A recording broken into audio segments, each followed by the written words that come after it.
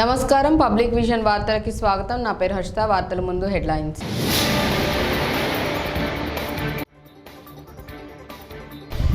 చంద్రబాబు అంటేనే వెన్నుపోట్లు, మోసాలు, అబద్ధాలు. టంగుటూరు ప్రచారంలో విమర్శించిన సీఎం వైఎస్ జగన్.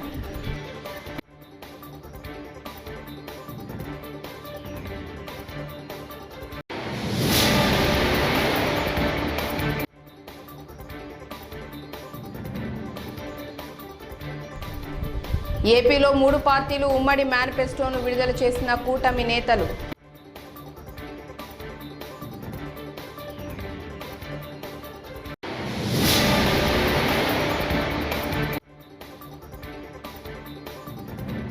ఇవి న్యాయానికి నేరానికి మధ్య జరుగుతున్న ఎన్నికలని వ్యాఖ్యానించిన వైఎస్ షర్మిల.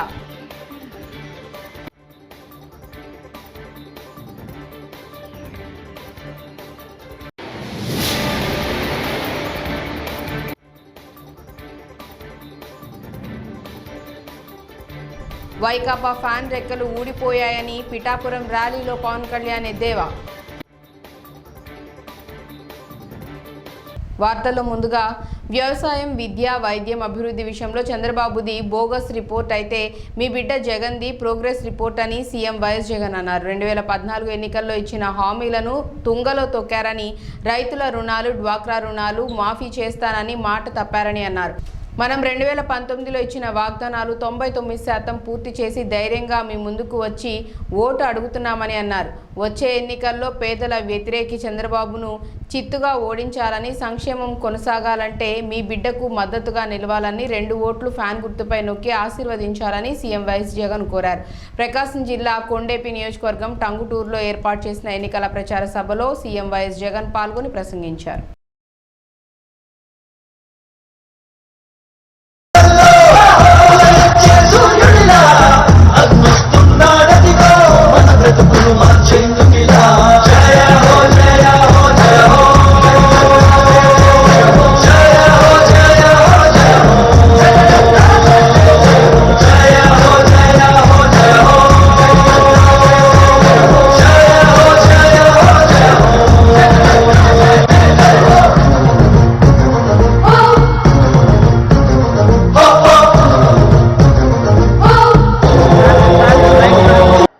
అందరూ కూడా ఆలోచన చేయమని కోరుతా ఉన్నా.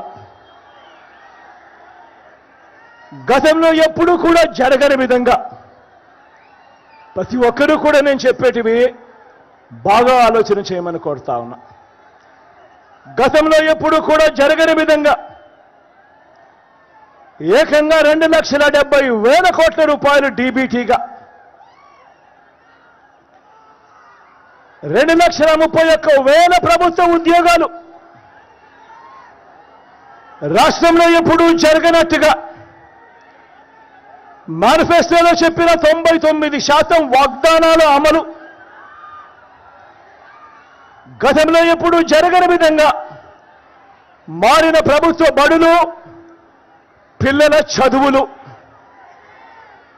చరిత్రలో ఎప్పుడూ చూడని విధంగా లంచాలు లేకుండా, వివక్ష లేకుండా ఇంటి వద్దకే పౌర సేవలు, ఇంటి ఏపీలో టీడీపీ, జనసేన, బీజేపీ పొత్తు పెట్టుకుని కూటమిగా ఏర్పడిన సంగతి తెలిసిందే. రాష్ట్రంలో మరో 2 వారాల్లో ఎన్నికలు జరగనున్న నేపథ్యంలో 3 పార్టీలు నేడు ఉమ్మడి మేనిఫెస్టోను విడుదల చేశాయి. టీడీపీ అధినేత చంద్రబాబు నివాసంలో జరిగిన ఈ కార్యక్రమంలో జనసేనాని పవన్ కళ్యాణ్, బీజేపీ నేత సిద్ధార్థనాథ్ సింగ్ పాల్గొన్నారు. మేనిఫెస్టో విడుదల అనంతరం పవన్ కళ్యాణ్ మాట్లాడుతూ టీడీపీకి యువగళం పాదయాత్రలో వచ్చిన విజ్ఞప్తులను, జనసేన పార్టీకి జనవాణి కార్యక్రమంలో వచ్చిన వినతులను క్రోడీకరించి మేనిఫెస్టోకు రూపకల్పన చేసినట్లు వెల్లడించారు. ముఖ్యంగా రాష్ట్ర ప్రజల అవసరాలు తీర్చుతూ రేపటి ఆంక్షలను సాకారం చేసేలా ఈ మేనిఫెస్టో ఉంటుందని వివరించారు. దీంట్లో ముఖ్యమైన అంశాలు ఏమేమి తీసుకున్నామంటే, ఆంధ్రప్రదేశ్ ప్రజల భవిష్యత్తు ఆల్మోస్ట్ కత్తి మొనపైన వేలాడుతూ ఉంది. ప్రపంచంలోనే అత్యంత శక్తివంతమైన తెలుగు జాతి నేడు ఆంధ్రప్రదేశ్ పరిస్థితిని చూసి తలదించుకుంటుంది. లూటీ కోసమే 13 లక్షల కోట్లు అప్పు చేసి రాష్ట్ర ఆర్థిక వ్యవస్థను దివాళా తీయించారు. గత 5 ఏళ్లుగా అన్ని రంగాల్లో రాష్ట్రం తిరోగామి దిశలో పయనిస్తున్నది. సమాజంలో ఎటు చూసినా అభద్రత, అశాంతి, హత్యలు, ఆత్మహత్యలు కనిపిస్తున్నాయి. ధరలు, పన్నులు, ఛార్జీలు, అప్పుల బాధుడితో ఒక్కో కుటుంబం పైన దాదాపు 8 లక్షల భారం మోపారు. 10 రూపాయలు ఇచ్చి 100 రూపాయలు కొట్టేస్తూ పొద్దున్నే పథకం కింద డబ్బులు ఇచ్చి సాయంత్రం సారా కింద పట్టుకెళ్ళిపోయే ఈ ప్రభుత్వం చేస్తూ ఉన్నారు. పట్టభద్రుల నిరుద్యోగంలో 24%, దేశంలోనే ఏపీ మొదటి స్థానంలో ఉంది. రైతుల ఆత్మహత్యల్లో 3వ స్థానంలో. 18 ఏళ్లలోపు బాలికలపై జరుగుతున్న మా కలయిక ప్రజలు గెలవాలి, రాష్ట్రం నిలదొక్కోవాలి, మళ్ళా ప్రజల జీవితాలకు వెలుగు రావాలి. దీని మీదనే 3 పార్టీలు కూడా ఒక మాటలో చెప్పాలంటే ఒక నేషనల్ పార్టీ, అధికారంలో ఉండే పార్టీ, ఇటీవల ప్రజల్లోకి ఎక్కువ తిరిగిన జనసేన, 40 సంవత్సరాలుగా ఉండే తెలుగుదేశం పార్టీ అందరం కూడా అడ్జస్ట్మెంట్ చేసుకుని ఈ రాష్ట్రాన్ని కాపాడుకోవాలి, మళ్ళీ తెలుగు జాతికి పూర్వ వైభవం రావాలనే ఏకైక ఆకాంక్షతో మేమందరం కలిసి ముందుకు వచ్చాం. అందుకనే సూపర్ 6 మీరు చూసినప్పుడు ఒక 6 పాయింట్లని యువతకు 20 లక్షల ఉద్యోగాలు, 3,000 రూపాయల నిరుద్యోగ భృతి. యువత నిర్వీర్యం అయిపోయింది. మళ్ళీ అలాంటి యువతకి కాన్ఫిడెన్స్ ఇవ్వాల్సిన అవసరం ఉంది ఉద్దేశంతో ఈ కార్యక్రమాన్ని తీసుకున్నాం.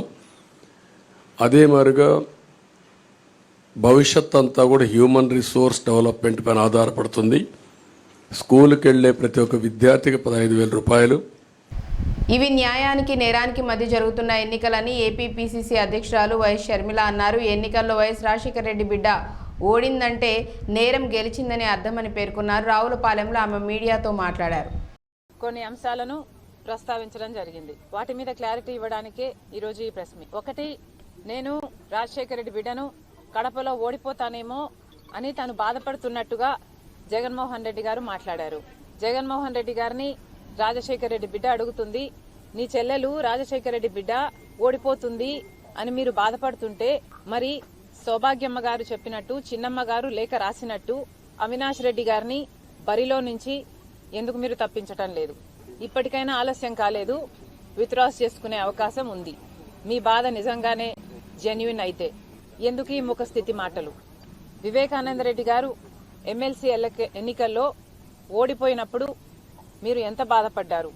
మీరు బాధపడిన మాట వాస్తవమైతే ఆ ఎమ్మెల్సీ ఎన్నికల్లో ఓడించింది భాస్కర్ రెడ్డి, మనోహర్ రెడ్డి వీళ్ళ కుటుంబాలు కాదా? మరి అలాంటి వాళ్ళనే పిలిచి మళ్ళీ మీరు ఎంపీ టికెట్ అప్పుడు ఇచ్చారు, మళ్ళీ ఇప్పుడు ఇచ్చారు. మరి ఎంత బాధపడ్డారు మీరు? నిజంగానే నేను అక్కడ ఓడిపోతాను అన్న నమ్మకమే మీకుంటే మరి ఈరోజు ఎందుకు భయపడుతున్నారు? ఎందుకు వైఎస్ కుటుంబాన్ని అంతటినీ దించి కడపలో ప్రచారం చేయిస్తున్నారు? మీకు భయం లేకపోతే రాజశేఖర రెడ్డి బిడ్డని చూడకుండా, మీ చెల్లెలని చూడకుండా నా గురించి, నా పేరు గురించి, నా పుట్టుక గురించి సోషల్ మీడియాలో అంతగా దూషించాల్సిన అవసరం ఏముంది? జగన్మోహన్ రెడ్డి గారికి ఓడిపోతాము అన్న భయం పట్టుకుంది కాబట్టే ఈ చర్యలన్నీ చేస్తున్నారు. కేవలం అవినాష్ రెడ్డి గారిని ఎవరైతే సిబిఐ వైకాపా ఫ్యాన్ రెక్కలు ఊడిపోయాయని జనసేన అధినేత పవన్ కళ్యాణ్ ఎద్దేవా చేశారు. కాకినాడ జిల్లా పిఠాపురం నియోజకవర్గంలో నిర్వహించిన ఎన్నికల ప్రచార ర్యాలీలో పవన్ కళ్యాణ్ పాల్గొన్నారు. పవన్ ర్యాలీలో భారీగా తెదేపా, బీజేపీ, జనసేన కార్యకర్తలు పాల్గొన్నారు. ఆ రోజున కూడా తెలుగుదేశం నరేంద్ర మోదీ గారి నాయకత్వంలో బీజేపీకి ఎందుకు సహకరించాను, ఎందుకు మద్దతు ఇచ్చానడానికి ఆ రోజు నాకు అవకాశం ఉండి కూడా పోటీ చేయను. ఆ రోజున నేనేం ఆశించను. నేను ఆశించేదల్లా ఒకటే, రాష్ట్రం బాగుండాలి. రాష్ట్ర విభజన జరిగిన తర్వాత మన ఉపాధి అవకాశాలు కానీ మన నిధులు మనకి కొరత ఉంది. ఇవన్నీ సరితీసుకోవాలి, బలమైన నాయకత్వం ఉండాలి అన్న ప్రయత్నం. చంద్రబాబు గారిని అరెస్ట్ చేసినప్పుడు మీరు కూడా ఆలోచించండి స్వార్థంగా. ఆ పరిస్థితులు ఇంకో పార్టీ నాయకుడు ఏం చేస్తాడు? మొత్తం ఆయన బాగుండాలి, తొందరగా బయటికి రావాలని తెలియదు చెప్పి బయటకు వచ్చేస్తాడు. పార్టీని ముందుకు తీసుకెళ్ళాలి. నేను చెప్పండి, ఇది అవునా కాదా సార్? ఇది సహజంగా కాదు. కానీ ఎందుకు చేశానంటే ఇందాక వర్మ గారు చెప్పినట్టుగా మీరందరూ ఒక పార్టీని నమ్మి, ఒక పార్టీ సిద్ధాంతాన్ని నమ్మి 4 దశాబ్దాలుగా ఆ క్యాడర్ ఉంది తెలుగుదేశంకి. ఆ క్యాడర్ తాలూకు కష్టాన్ని, బాధని గుర్తించి అరే ఆ క్యాడర్కి నిలబడాలి అనుకున్నాను. ఏ మూలకెళ్ళినా అన్న మా నాయకుడిని చేసేసారన్నా, ఏదన్నా చెయ్యన్నా, నీకు మోదీ గారు తెలుసు కదన్నా అని అందరూ మాట్లాడుతుంటే నాకు నిజంగా చాలా బాధ కలిగేది. సో నాకు కేసులు పెడతారని ముందు నుంచి తెలుసు. అలా కేసులు ఏ స్థాయిలో పెడతారు చూద్దాం అనుకుంటే మీకు తెలుసు నన్ను విశాఖలో ఎలా ఇబ్బంది పెట్టారు. నాకున్న బలం ఏంటంటే నాకు అధికారం ఇవేం లేవు, కానీ నాకు దగ్గర ఒక సైన్యం ఉంది. మంచి రకం దోచేయడం దాచేయటమే జగన్ ఎజెండా అని జనసేన రాష్ట్ర ప్రధాన కార్యదర్శి నాగబాబు విమర్శించారు. జగన్ అవినీతి అక్రమాలపై ఆయన ఓ వీడియో విడుదల చేశారు. 10వ తరగతి పరీక్ష పత్రాల లీకేజీ నుంచి నేర చరిత్ర మొదలుపెట్టిన జగన్ తండ్రి అధికారాన్ని అడ్డుపెట్టుకుని వేల కోట్లు దోచుకున్నారని ఆరోపించారు. ఇన్ని రకాల కేసులు ఎదుర్కొంటున్న వ్యక్తికి రాష్ట్రాన్ని పాలించే హక్కు లేదని అన్నారు. నేర మనస్తత్వం ఉన్న జగన్ కు ప్రజల మంచి కోరే పవన్ కళ్యాణ్ కు చాలా వ్యత్యాసం ఉందని వివరించారు. ఇన్ని ఘోరాలు చేసిన జగన్ కు అడ్డుకట్ట వేయటం ప్రజల చేతిలోనే ఉందని అన్నారు. అందుకే ఎన్డీఏ కూటమిని గెలిపించాలని కోరారు. అతను ఒక పక్కా వ్యాపారి, సమాజం మీద బాధ్యత లేదు, పేదల బాధలు తెలియవు. అతనిలో నరనరాన పెత్తందారి పోకడలు నిండిపోయి ఉన్నాయి. అసలు అతని చరిత్రే నేరమయం. శివశివాని స్కూల్ విన్యాసంతో పాటు సింహాద్రిపురం పోలీస్ స్టేషన్లో ప్రకాష్ బాబు అనే ఎస్ఐ మీద దాడి చేసిన దౌర్జన్యకాండ కూడా మన వాడి చరిత్రలో రాసి ఉంది. కర్మ ఏంటంటే ముఖ్యమంత్రి హోదాలో సింహాద్రిపురం పోలీస్ స్టేషన్ కొత్త బిల్డింగ్ను జగన్ ప్రారంభించడం. అసలు జగన్ మీద ఉన్నన్ని కేసులు, ఛార్జ్ షీట్లు ఏ ముఖ్యమంత్రి మీద ఉండి ఉండవు. శివశివాని స్కూల్లో పేపర్ లీకేజ్ కేసు కావచ్చు, సింహాద్రిపురం పోలీస్ స్టేషన్లో దాడి కావచ్చు, ఇవన్నీ జగన్కి నెట్ ప్రాక్టీస్ లాగా ఉపయోగపడ్డాయి. తండ్రి అధికారంలోకి రాగానే జగన్ స్వైర విహారం మొదలైంది. దోచేయడం దాచేయడమే ఎజెండాగా 2004 నుంచి 2009 వరకు రెచ్చిపోయాడు. ఉమ్మడి ఆంధ్రప్రదేశ్లో రాజశేఖర రెడ్డి కేబినెట్ మంత్రిగా ఉన్న శ్రీ శంకర్రావు గారు, మాజీ మంత్రి శ్రీ ఎర్రంనాయుడు గారు హైకోర్టులో వేసిన పిటిషన్లతో ఈ 840 జగన్ దోపిడీ బట్టబయలైంది. ఈ రోజుకి జగన్ మీద సిబిఐ వేసిన ఛార్జ్ షీట్లు 11, ఈడీ కేసులు 9. నేరపూరిత కుట్ర, క్రిమినల్ కాన్స్పిరసీ, మోసం, చీటింగ్, నేరపూరిత నమ్మక ద్రోహం, క్రిమినల్ బ్రీచ్ ఆఫ్ ట్రస్ట్, లెక్కలు తారుమారు. తెలంగాణ ముఖ్యమంత్రి రేవంత్ రెడ్డికి ఢిల్లీ పోలీసులు సమన్లు జారీ చేయడం ఆశ్చర్యం కలిగించిందని సిపిఐ జాతీయ కార్యదర్శి కె నారాయణ అన్నారు. హైదరాబాద్ హిమాయత్ నగర్లో ఏర్పాటు చేసిన మీడియా సమావేశంలో ఆయన మాట్లాడారు. ఒకవేళ సీఎం రేవంత్ రెడ్డిని అరెస్ట్ చేస్తే మోదీ పతనం ప్రారంభమైనట్లేనని హెచ్చరించారు. పలు కేసుల్లో చాలా ఏళ్లుగా బెయిల్పై ఉంటున్న ఏపీ ముఖ్యమంత్రి జగన్ జోలికి బీజేపీ ఎందుకు వెళ్లటం లేదని ప్రశ్నించారు. ఇప్పుడు ఎన్నికల్లో బిజీగా ఉన్నారు. ఇప్పుడు ముఖ్యమంత్రిని ఢిల్లీకి రమ్మని చెప్పడం అంటే అర్థం ఏంటంటే మీ క్యాంపెయిన్ ఆపేసుకొని డిస్టర్బ్ చేసి రమ్మని చెప్పాలి. సైకలాజికల్గా బెదరగొట్టడం. అవసరమైతే ఆయన కూడా లోపలేసి 3వ ముఖ్యమంత్రి ముచ్చటగా జైల్లో ఉండడానికి ఏర్పాటు చేయడానికి ప్రయత్నించవచ్చు. నేను ఈ విషయం ముఖ్యమంత్రి ఆయన అరెస్ట్ చేసిన మంచిది. ప్రైమ్ మినిస్టర్, హోమ్ మినిస్టర్ ఇద్దరు కలిసి రేవంత్ని అరెస్ట్ చేస్తే వీడు జీరంగ పెట్టలాగా ఉన్నాడు, ఊరికి వాగుతున్నాడు, లోపలేద్దామని వేస్తే మంచిదే. ఆ విధంగా వేస్తే ఇంకా మోడీ పతనం ప్రారంభమవుతుంది. ఈ జీరంగ పెట్టలాంటి ఇంకా పైకి వస్తాడు. ఒక విధంగా అది మంచిదే. అయితే నేను చెప్పేది ఏంటంటే ప్రజాస్వామ్య సొత్తానికి వ్యతిరేకం కదా. నీకు వ్యతిరేకం మాట్లాడడం జైల్లో పెట్టడానికి ప్రయత్నిస్తున్నారు. మీకు అనుకూలంగా ఉన్న డకాయిట్స్ అంతా మీతో ఉన్నారు. ఎవరైతే ఆర్థిక నేరస్తులుగా ఉన్నారో, ఎవరైతే హత్యాప్రయత్నాలు ఉన్నారో, ఎవరైతే రేపిస్టులుగా ఉన్నారో, ఎవరైతే డకాయిట్లాగా ఉన్నారో వాళ్ళందరూ మీ సంఖ్యలో కూర్చుంటే వాళ్ళు పవిత్ర గంగోలాగా ఉంటారా? ఎవరైతే మమ్మల్ని వ్యతిరేకిస్తారో రాజకీయంగా, కేజ్రీవాల్ వ్యతిరేకించినా, సోరెన్ వ్యతిరేకించినా, రేవంత్ రెడ్డి వ్యతిరేకించినా, ఎవరు వ్యతిరేకించినా వాళ్ళంతా దేశద్రోహులా? ఇది ఒక విధంగా చెప్పాలంటే కేరళ ముఖ్యమంత్రి కూడా వాళ్ళు టార్గెట్ చేస్తూ ఉన్నారు. అంటే మిమ్మల్ని వ్యతిరేకించే వాళ్ళందరూ దేశద్రోహులు, ఎంత మంచివాళ్ళైనా. తాడిపత్రిలో ముఖ్యమంత్రి జగన్మోహన్ రెడ్డి పర్యటన సందర్భంగా చిరు వ్యాపారుల పొట్ట కొట్టారని పట్టణ మున్సిపల్ చైర్మన్ జేసీ ప్రభాకర్ రెడ్డి ఆగ్రహం వ్యక్తం చేశారు. చిరు వ్యాపారులపై స్థానిక ఎమ్మెల్యే ఫ్యాక్షనిజం చూపిస్తున్నారని మండిపడ్డారు. ముఖ్యమంత్రి జగన్ పర్యటన సందర్భంగా తాడిపత్రి పట్టణంలో గత 3 రోజులుగా ఆంక్షలు విధించారని, రోడ్డు పక్కన ఉన్న చిరు వ్యాపారుల దుకాణాలను మూయించారని, చిన్న చిన్న రేకుల షెడ్లను సైతం కూల్చివేశారని, దీంతో చిరు వ్యాపారులు దిక్కుతోచని స్థితిలో ఉండిపోయారు. దీనిపై తాడిపత్రి మున్సిపల్ చైర్మన్ జేసీ ప్రభాకర్ రెడ్డి తీవ్ర స్థాయిలో స్పందించారు. ఓట్లు వేసినందుకు చిరు వ్యాపారులకు ఇచ్చే బహుమతి ఇదేనా అంటూ ప్రశ్నించారు. స్థానిక ఎమ్మెల్యే అరాచకం తప్ప అభివృద్ధి లేదని, తాడిపత్రి పట్టణాన్ని నాశనం చేశారని ఆగ్రహం వ్యక్తం చేశారు. రోడ్డు పక్కన చిరు వ్యాపారుల పొట్ట కొట్టారని మండిపడ్డారు. మా జగన్ రెడ్డి ఏం చెప్తాడు? ధనికులు పేదలు, ఆయన ధనికులతో ఒత్తాసు పలుకుతాడు. నిన్న మీటింగ్ పెట్టినారు. ఏడ పెట్టినారు మీటింగు? ఆడ. ఈడ బీదోళ్ళు బతుకుంటారు. ఏమి టీ, గోబీ, దోశలు, ఇడ్లీ అవన్నీ అవన్నీ అమ్ముకొని బతుకుంటే వాళ్ళ షెడ్డు ఆయనకి ఏమైందో నాకు అర్థం కాలే. ఈ షెడ్డు తీసేస్తాడు. ఇంకా మన అయిపోయామంటాడు మన ఎమ్మెల్యే. ఆయన ఊర్లో నీ చెట్లు కొట్టేపిస్తుంది. ఏం పని ఈ షెడ్డుతో? ఏం పని ఎమ్మెల్యే నీకు ఈ షెడ్డుతో? బీదోళ్ళు బతకని ఊర్లో నేనేదో చేశాను, నేనేదో పొద్దు నువ్వు నీదేనా, నేనేదో ఇదో ఇవి చేస్తాను స్వామి, ఇది చేస్తాను. బీదోళ్ళు బతకోకుండా వాడు 300 తీసుకొని పోతే కానీ వాడి భూ జరగదు. నిన్న మొన్న 3 రోజుల నుంచి ఏమైంది? వాడు తీసేది వేస్తానవా? తీసేది ఒకటి తెలుసు, నీకు వేసేది రాదు. మొత్తం గబ్బట్టిచ్చినావు. మరడి పాతగలి షెడ్ ఏం చేసిందప్ప? ఇక్కడ సెక్యూరిటీ పెడితే అయిపోకేలేదు ఏదైనా షెడ్ అంటే. చెప్తేనే నీకు ఏది చేత కాదు ఎమ్మెల్యే గారు. అవ్వాతాతలకు, వితంతువులకు, ఒంటరి మహిళలకు, దివ్యాంగులకు ఇంటి వద్ద పింఛన్ అందకుండా అడ్డుకున్నది ప్రతిపక్ష నేత చంద్రబాబేనని వైఎస్ఆర్సీపీ మహిళా నేత వాసిరెడ్డి పద్మ మండిపడ్డారు. పింఛన్ల కోసం వెళ్లి 46 మంది వృద్ధులు మరణించడానికి కారణం చంద్రబాబే అని అన్నారు. సోమవారం వాసిరెడ్డి మీడియాతో మాట్లాడారు. మాటలు నిజంగా ఈ మనసున్నటువంటి మనుషులు ఎవరైనా మాట్లాడతారా ఈ రకంగా అనిపిస్తోంది. అన్యాయం చేసింది మీరు. పెన్షన్లు ఇంటికి రాకుండా 5 ఏళ్లుగా జరుగుతోంది. పెన్షన్ వాళ్ళకి ఇంటికి నేరుగా చేరడం, చిరునవ్వుతోటి వాళ్ళకి అందిస్తున్నటువంటి పరిస్థితిని ఈ రోజున మీరు ఒక కడివెడు పాలకుండలో చిటికెడు విషం చుక్క వేసినట్లుగా మీరు వాళ్ళని పెన్షన్లని ఆపేసి 46 మంది ఉసురు తీసుకుని వాళ్ళ ప్రాణాలని బలిపెట్టి ఈ రోజున మళ్ళీ దాని మీద నీతులు మాట్లాడడం అనేటటువంటిది చాలా విచిత్రమైనటువంటి విషయం. అసలు చంద్రబాబుకి పాప భీతి అనేటటువంటిదే లేదు. అందువల్లనే ఎప్పుడూ కూడా వృద్ధుల మీద కనికరం లేదు. ఆయన ముఖ్యమంత్రిగా ఉన్న సమయంలో కనికరం చూపించలేదు. ఇవాళ జగన్మోహన్ రెడ్డి గారు అవ్వాతాతలకి మంచి చేస్తున్నా కూడా ఓర్చుకోలేక ఇవాళ అవ్వాతాతలకి ఇంత ద్రోహం చేసినటువంటి మనిషి. ఎందుకంటే పెద్దవాళ్ళన్నా ముసలి వాళ్ళన్నా ఈయనకి పడదు. చంద్రబాబు నాయుడికి ఒక యావగింపు. అందువల్లనే ఈ రోజున ఇంత దుర్మార్గానికి ఒడికట్టాడని అనుకోవాల్సి వస్తుంది.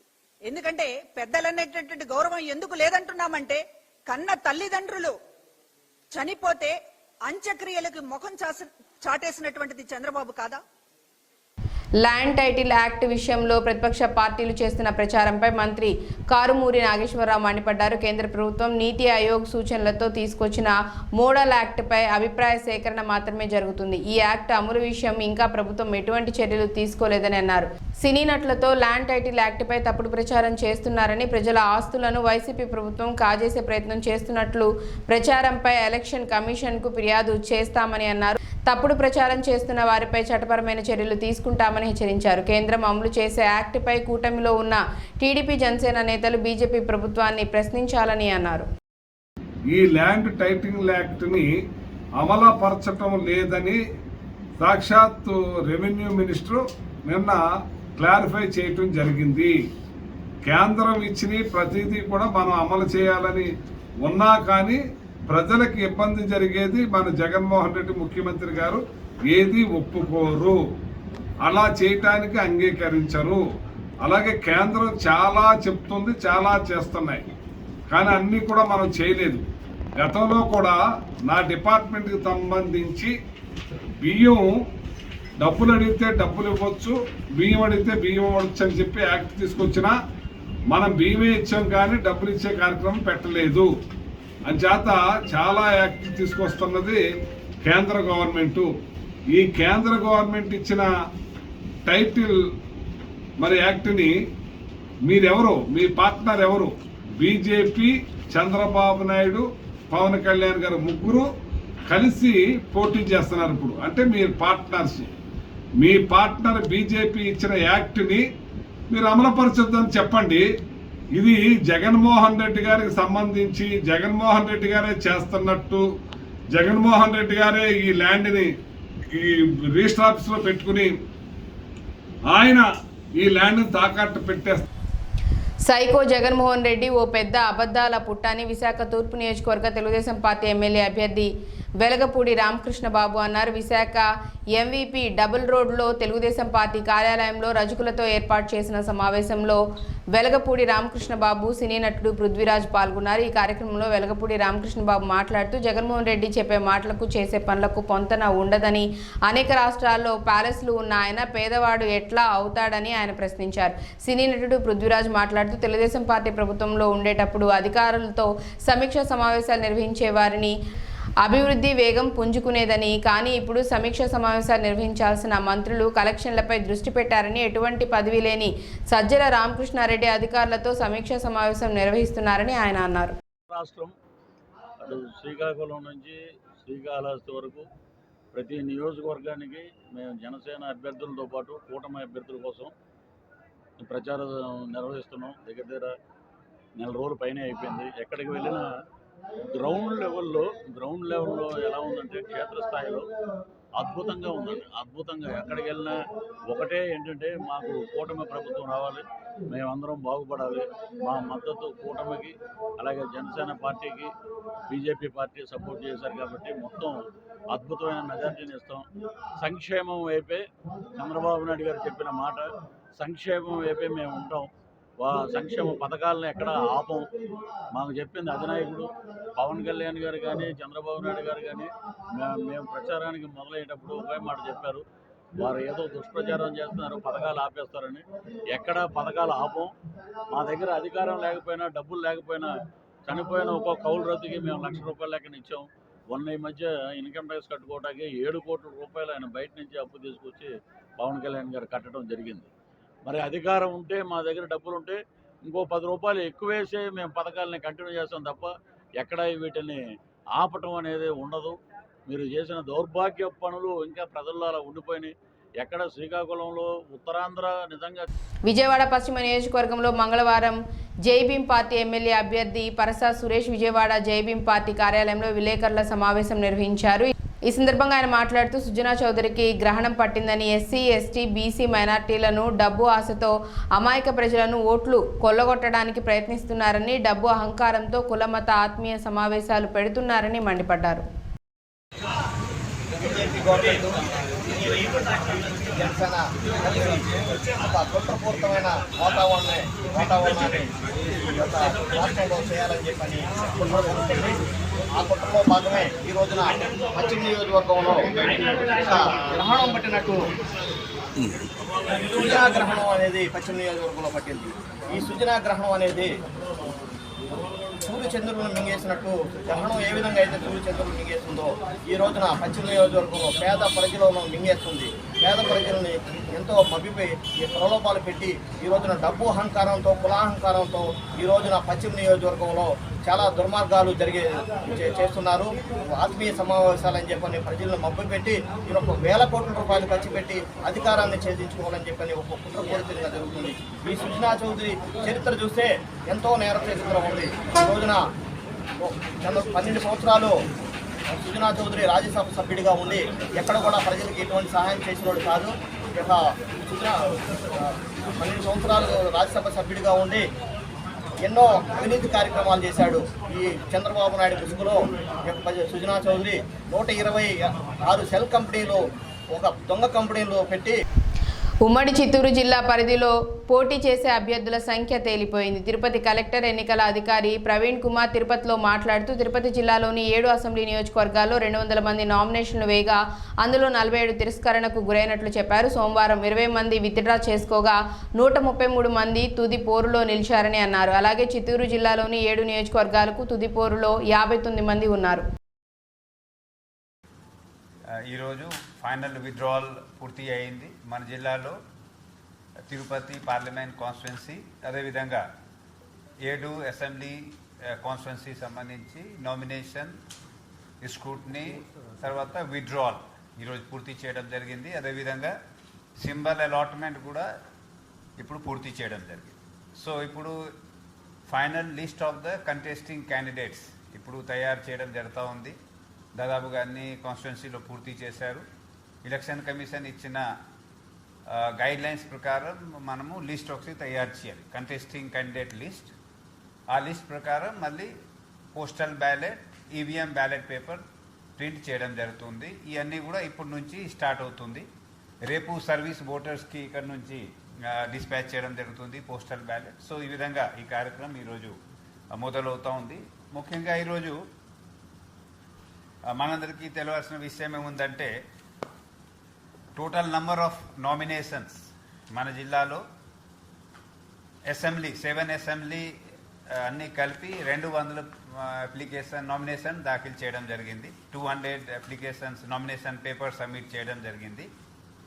ఇందులో గూడూరు 21, సులూరుపేట 16, వెంకటగిరి 17, చంద్రగిరి 43, తిరుపతి 52, శ్రీకాళహస్తి 27, సత్యవేడు 24, ఇవన్నీ కలిపి 200. ఈ వార్తలు ఇంతటితో సమాప్తం. నమస్కారం.